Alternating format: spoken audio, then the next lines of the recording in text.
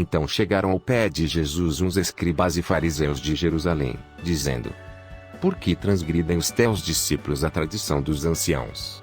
Pois não lavam as mãos quando comem pão. Ele, porém, respondendo, disse-lhes: Por que transgredis vós, também, o mandamento de Deus pela vossa tradição? Porque Deus ordenou, dizendo: Honra a teu pai e a tua mãe, e, quem maldisser ao pai ou à mãe, certamente morrerá. Mas vós dizeis: Qualquer que disser ao pai ou à mãe, é oferta ao Senhor o que poderias aproveitar de mim, esse não precisa honrar nem a seu pai nem a sua mãe. E assim invalidastes, pela vossa tradição, o mandamento de Deus.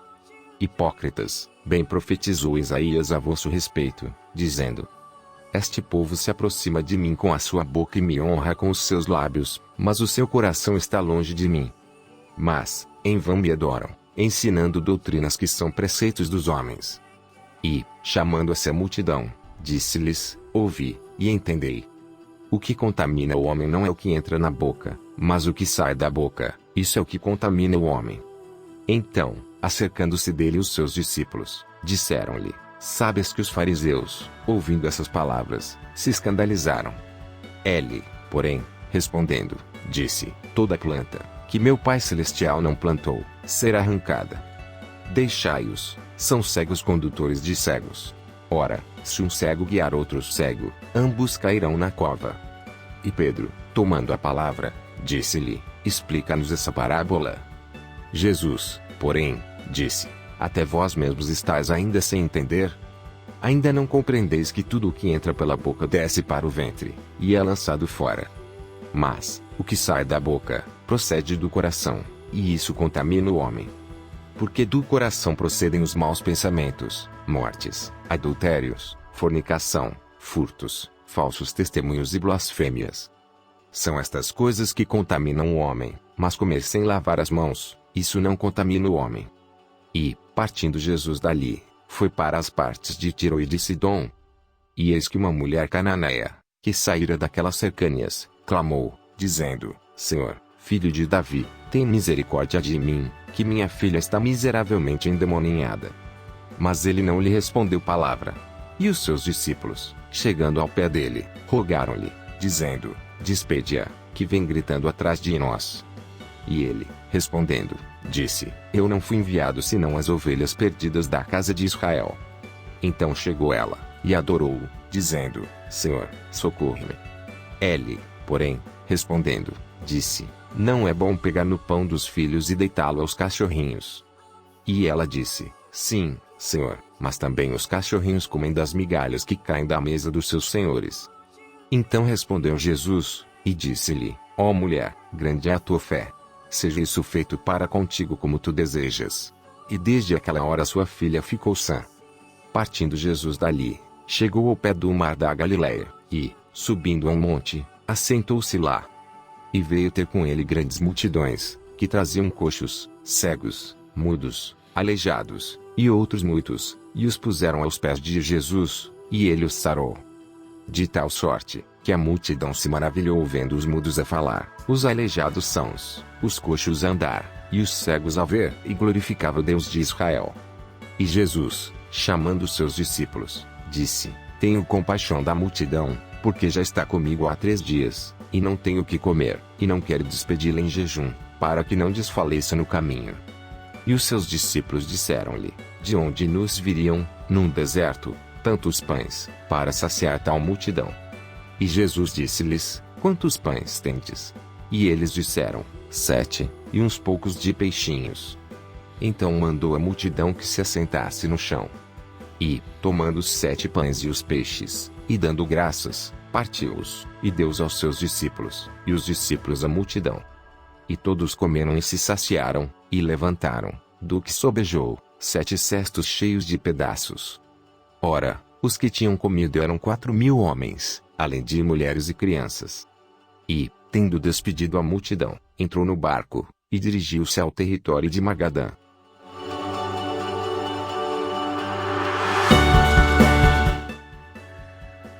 E, chegando-se os fariseus e os saduceus, para o tentarem, pediram-lhe que lhes mostrasse algum sinal do céu. Mas ele, respondendo, disse-lhes: quando é chegada a tarde, dizeis: haverá bom tempo, porque o céu está rubro. E, pela manhã, hoje haverá tempestade, porque o céu está de um vermelho sombrio. Hipócritas, sabeis discernir a face do céu e não conheceis os sinais dos tempos. Uma geração má e adúltera pede um sinal, e nenhum sinal lhe será dado, senão o sinal do profeta Jonas. E, deixando-os, retirou-se. E, passando seus discípulos para o outro lado, tinham se esquecido de trazer pão. E Jesus disse-lhes: adverti, e acautelai-vos do fermento dos fariseus e saduceus. E eles arrazoavam entre si, dizendo: é porque não trouxemos pão.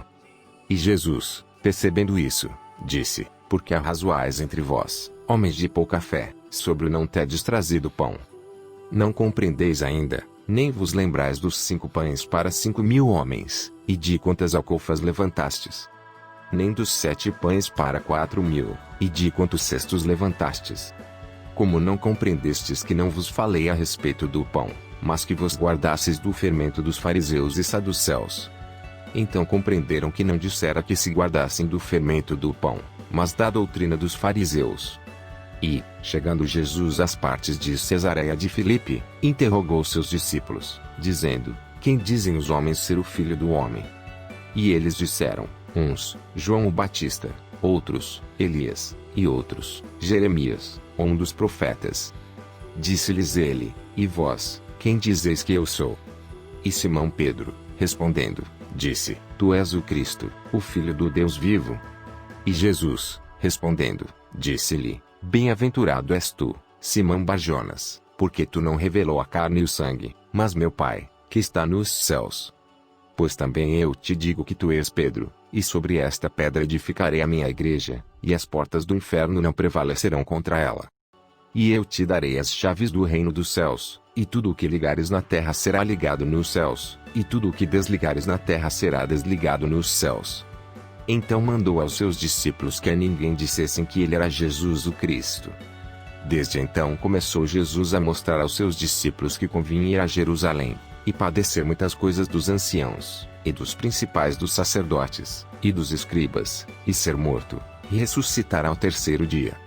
E Pedro, tomando-o de parte, começou a repreendê-lo, dizendo: Senhor, tem compaixão de ti, de modo nenhum te acontecerá isso.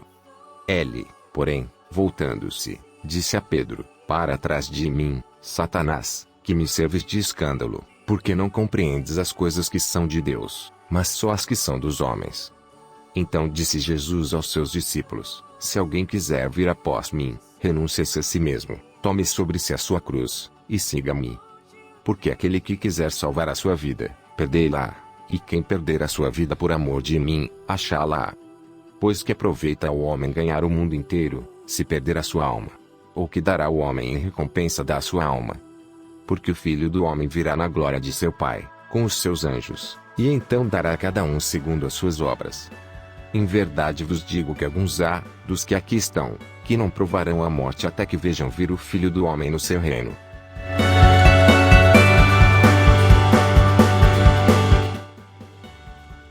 Seis dias depois, tomou Jesus consigo a Pedro, e a Tiago, e a João, seu irmão, e os conduziu em particular a um alto monte. E transfigurou-se diante deles, e o seu rosto resplandeceu como o sol, e as suas vestes se tornaram brancas como a luz. E eis que lhes apareceram Moisés e Elias, falando com ele. E Pedro, tomando a palavra, disse a Jesus: Senhor, bom é estarmos aqui, se queres, façamos aqui 3 tabernáculos, um para ti, um para Moisés, e um para Elias. E, estando ele ainda a falar, eis que uma nuvem luminosa os cobriu.